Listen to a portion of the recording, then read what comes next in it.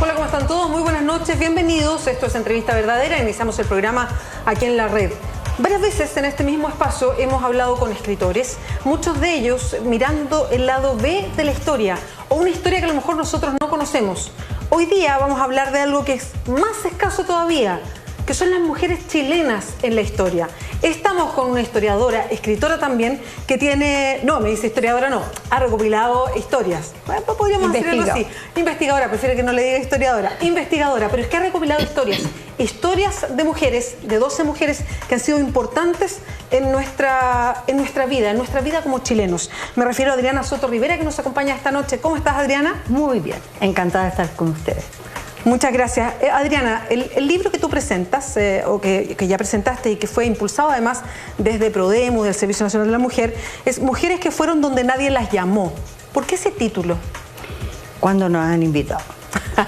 Pues por eso, en realidad. Algo así. Bueno, uno siempre está pendiente, ¿no?, de las circunstancias, de todo. Tiene una responsabilidad tremenda frente a la sociedad, como mujer, como madre, como tantos roles que nos exigen. Y la idea es esa, demostrar a la mujer. Por eso este libro. Este es mi 6º libro.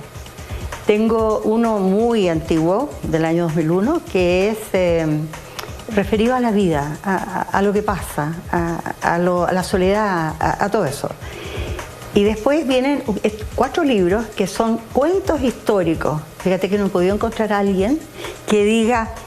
Sí, hay escritores o mujeres escritoras que hablan de la historia como cuento, porque novela histórica muy manida, ¿no?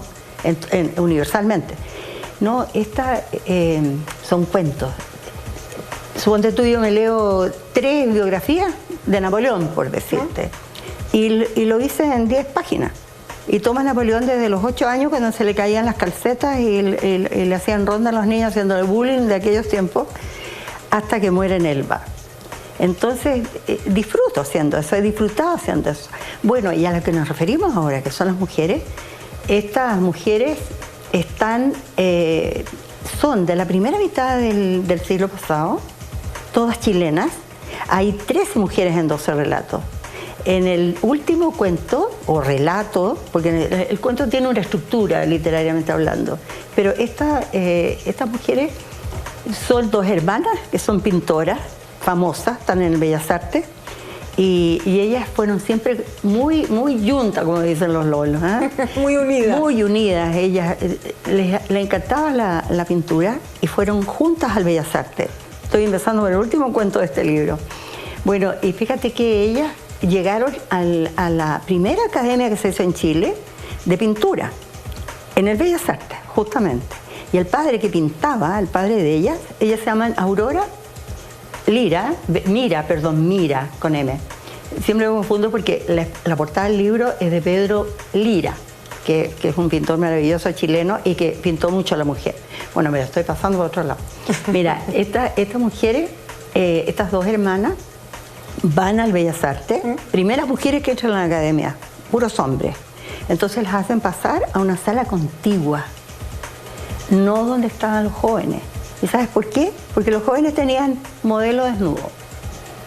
Y a ella le pusieron de yeso. Ah, para que no lo vieran. Claro, porque iban a herir su pudor. ¿Y en qué año es ese más o menos? ¿De qué año estamos hablando? No sé, soy mala para las fechas. Y tú sabes que a mí me gustaba la historia en el colegio y odiaba las fechas. Encuentro que esos hitos y que tanto te lo meten en la cabeza. Solamente a fechas, claro. Sí, estas son, yo creo que de la mitad, más o menos, de la primera mitad del siglo pasado. Bueno, de hecho, Adriana, es interesante, y ya vamos a entrar a las distintas anécdotas e historias de estas mujeres, y que es interesante el título que tú pones, porque efectivamente son mujeres que buscaron su espacio, porque no estaba para ellas. Como pero antes de entrar al detalle, quiero abarcar una cuestión más amplia y que tiene que ver con qué explicación te das tú, que eres investigadora, que has estado rescatando de la historia y te fijaste en estas mujeres que abrieron camino. ¿Por qué no hay mujeres que resalten en la historia que conocemos de nosotros, de Chile? ¿Por qué resaltan, puedo mencionar apenas 3 o 4, y que aparecen muy de pasadita, como que ayudaron de lejos? Exacto. Pero no hay nada que gire en torno, hay poca investigación de las mujeres en la historia de Chile. Mire, yo creo que eso se debe un poco también a nuestra condición femenina. La mujer tiene un rol, el más importante, que es la maternidad. Si tú vas a la historia antigua o a la prehistoria, por último, tú ves que la mujer está limitada por su maternidad, por su menstruación, por sus ciclos, por todo esto que la mantiene. Amamantar a un hijo te requiere estar. Entonces ahí quedan, y el hombre sale a cazar, el hombre sale a buscar. Bueno, y esta situación yo creo que la retrasa un poco en todo este quehacer de la sociedad misma. Más adelante, indudablemente. Ahora, eso pasa, y efectivamente pasa hasta hoy día. El peso de los hijos está en Chile básicamente en la mujer. Si a mí lo que me llama la atención es cómo se invisibilizan las mujeres que efectivamente fueron parte importante de la historia, sobreponiéndose al que dirán, a la cultura de la época, a que las mujeres no eran ni rudas ni fuertes, en fin. Y hay varias en la historia. No te creas. No, por eso, es con la imagen que nos quedamos. Sí, pero había mujeres así y no están relevadas en la historia. Para nada. A mí me costó muchísimo encontrar antecedentes. Hice ¿qué te digo? Anduve por todos lados, en la biblioteca, en los museos, en los conventos, en el cementerio, en las iglesias. Y tú buscas y dices, a ver, ¿por qué no encuentro material?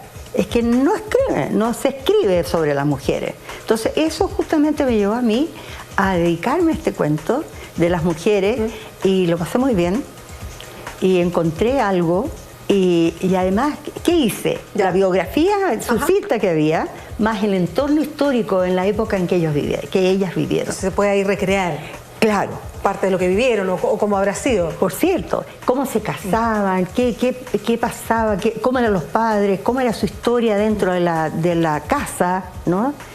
Cómo hubo mujeres que para poder salir de la casa tenían dos opciones, o el convento o el matrimonio. Imagínate.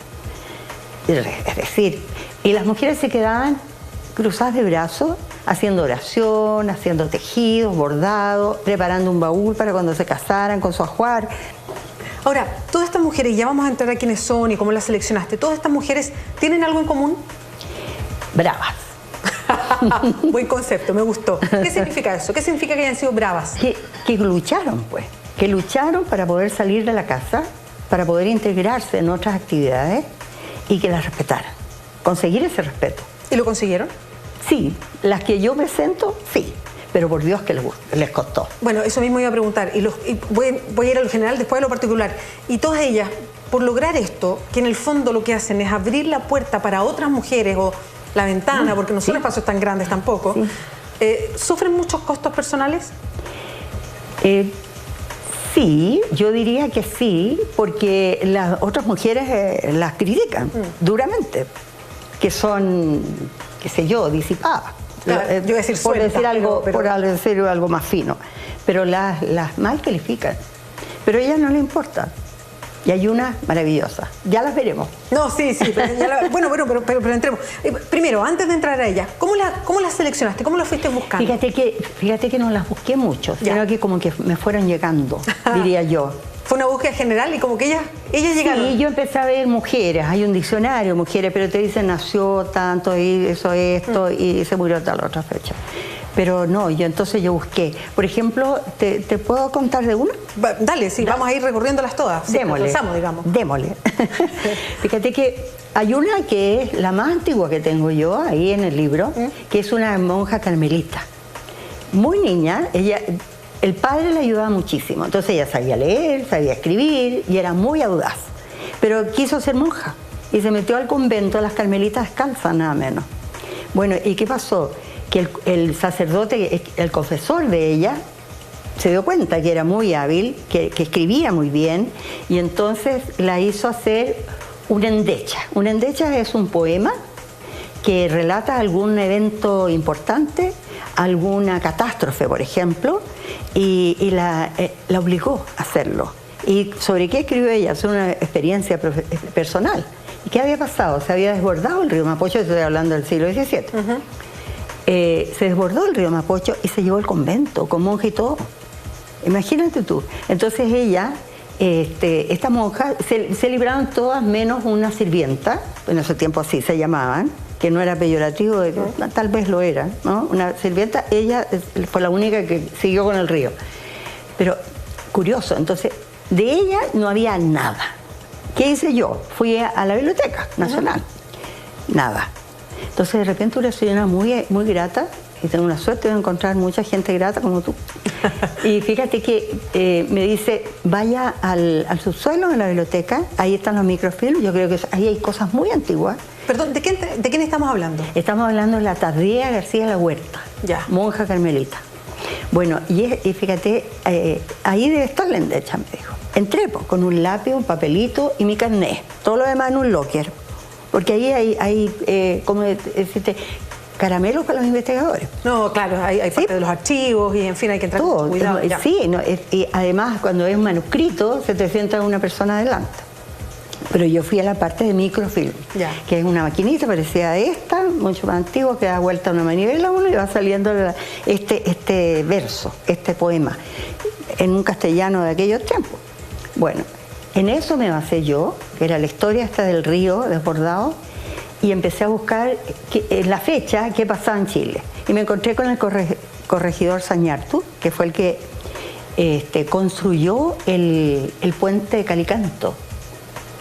Bueno, y resulta que también se llevó todo, menos el puente. Y dije yo, este señor que era un corregidor terrible, tan terrible, que quedó viudo, y cuando quedó viudo tenía una niñita de 11 años y 9, ponte tú, era muy chica, no sé si estoy siendo exacta en la fecha, en las edades diré.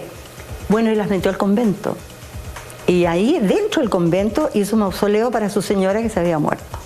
Bueno, él también se murió después, poquito después que terminó el puente de Calicanto, se fue al convento, o sea, lo llevaron al convento, al mausoleo, y se llevó también el río del mausoleo. Las niñitas se salvaron, siguieron siendo monjas. Bueno, y ahí está toda la historia del Santiago de esas épocas. Que en ese tiempo se moría un burro en la plaza de armas y ahí quedaba hasta que se consumía, así, con lo que significa la descomposición de un animal ahí, ¿no? La gente que pasaba por ahí seguramente se tapaba la nariz o eran, no sé si eran tan estrictos en eso. No, me imagino. Pero ahí, claro, y ahí va mezclando la recreación de la época como uno para entender también las lógicas de lo que uno va conociendo de las mujeres. Porque, a ver, hay cosas que no son tan distintas a lo que nos pasa hoy día. Sí. Hay cosas que uno ve como el hilo conductor, digamos, pero hay cosas que son distintas también. Entonces ahí en el contexto histórico. Vamos a hacer una pausa, vamos a seguir conversando con la escritora que nos acompaña hoy día y que además es muy interesante lo que nos cuenta de estas mujeres que son parte de lo que nosotros somos pero que desconocemos.